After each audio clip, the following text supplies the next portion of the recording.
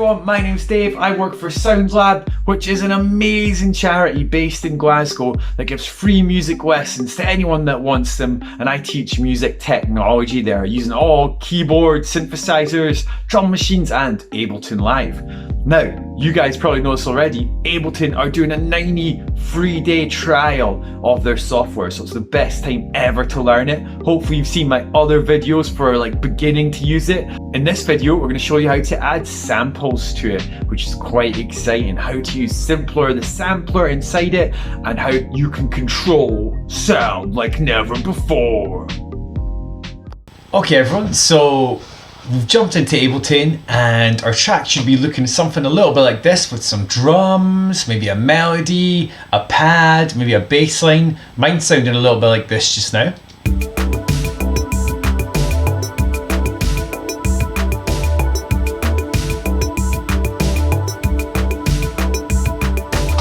Which I'm pretty happy with actually, but it could do with maybe some samples being added in. There's two ways to do that. One way to that is use the Simpler instrument in Ableton. So I go over to my browser, open that up, go to Instruments, and scroll about until I find the Simpler instrument here. Now it has to live on a MIDI channel like all instruments, so I'm going to go Create, Insert MIDI Track, boom. Got a MIDI track right there, but I'm actually wanting that MIDI track to live right at the right hand side, so I'm going to drag it to there. Okay, drag on the blank Simpler to it there, and now I have got my Simpler instrument, which I can play if I hit the arm button. Make sure it's off on anything else, but arm it, and make sure that my keyboard can control it by going Options and then go to Computer MIDI keyboard is on. That's what we need. And now I can load any audio clip into that and use it as a sample and play it, which is kind of cool. Now, a good place to find audio clips is go to Packs, Core Library, and then if you go into samples, there's all different kinds of samples in here. For example, recordings of grand piano notes, like that. What about we get C0, that's C sharp, C there. Drag that in. Now I can play it.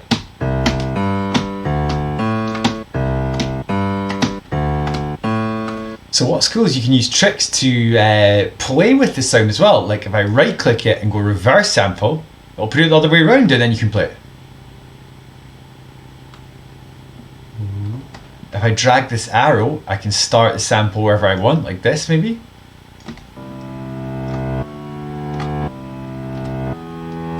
So you can do some cool tricks like that, or you can get other kinds of samples in there as well. For example, I'll look, instead of grand piano, I'll maybe look at synth and see what we can get. So maybe ARP, drag that in. So it's not actually a synth like operator analog, it's a pre-recorded sound from a synth and you've put it into your sampler, which is kind of cool. Also you get some vocals. I've got some like kind of just, I think it's just funny little vocal samples here.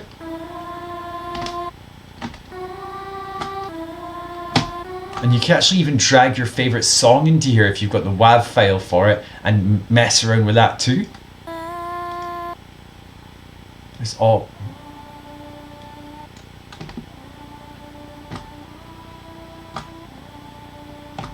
That one's cool. Imagine putting some echo on that.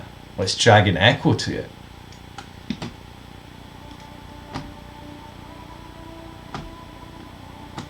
You can make it really low. Now it just sounds kind of crazy. You can turn it up using the gain as well if you want to. Drag that. Sounds like a monster. And they do use samplers in sound design for movies for making kind of sounds like that. So like I said, in Patch you'll find all sorts of sounds in here, including things like even sounds from kind of photocopy shops.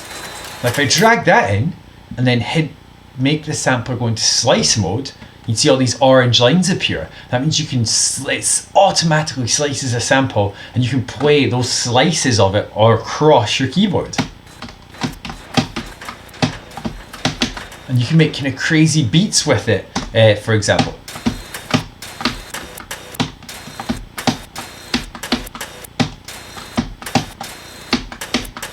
Which is kind of cool. You can create some interesting sounds that no one else has.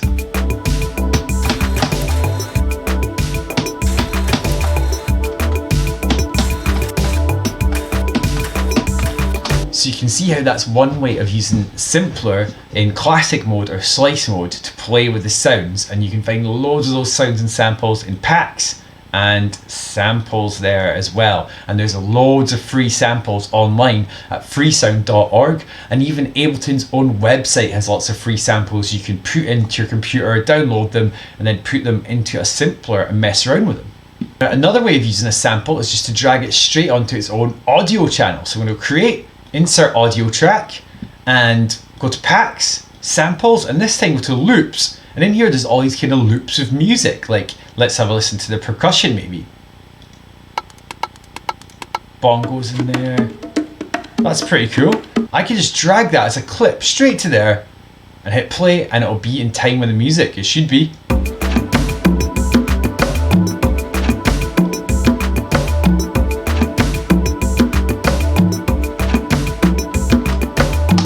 Now, if you double click that, you can see there is your sample there. That's the sound wave of the bongos. I'm going to solo it so we can look at this in more detail.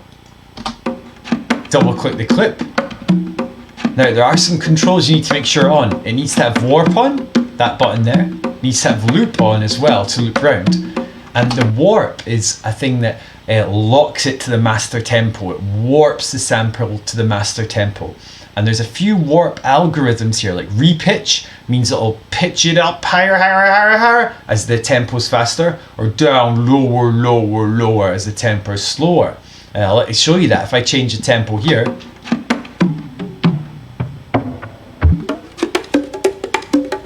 it changes the tempo of it. However, if I go here, go to beats, if I switch that to beats, it'll keep the same pitch no matter what the tempo.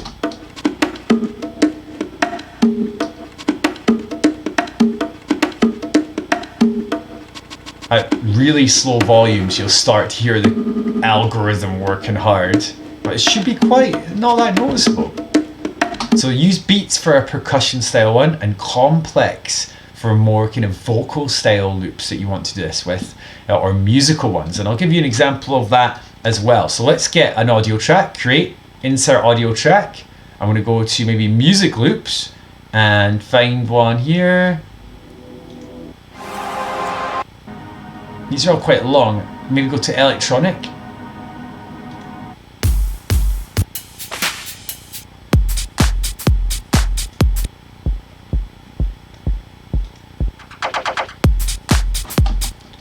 So I'm going to choose this loop here, Fat Tech Beat, drag that on, hit play. You see it's set to repitch, so it doesn't sound quite right. Put that to beats. It sounds more like it did before. Put it to complex, they all sound slightly different. Beats is best for stuff like this though. One thing you can do is change the pitch of it yourself, like with this transpose button. So if I delete this, I'm going to make a new track, which is create audio track. I'm going to drag a sort of funky drum loop onto it. Let's have a listen, look for one of those.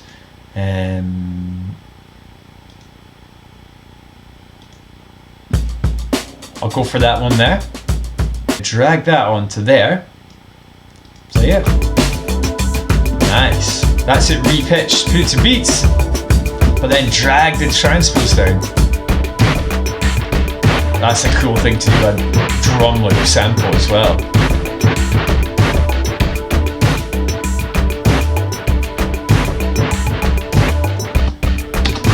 So that's a few ways to use samples in Ableton, straight in an audio channel like that as a loop, and then mess around with the transpose and the warp algorithm. You can even shorten or lengthen it by using these arrows here as well. Make sure you get both arrows. It can't be like that. You have to have both arrows in the right place, and you can change where the loop starts and ends, or it only goes from there. Make it really small.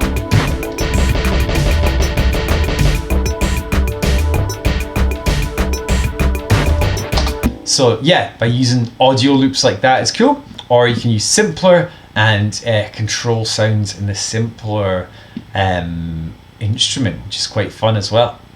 So thanks for tuning in, everyone. It's been a pleasure showing you that stuff in Ableton today. Remember to follow SoundLab on their social medias like Instagram and YouTube. And if you want to find out more, just leave a little comment. That would be awesome. And if you need to get stuck with anything, feel free to drop a comment as well, everyone. But thanks for tuning in. Thanks to SoundLab for having me, and enjoy the rest of your music making.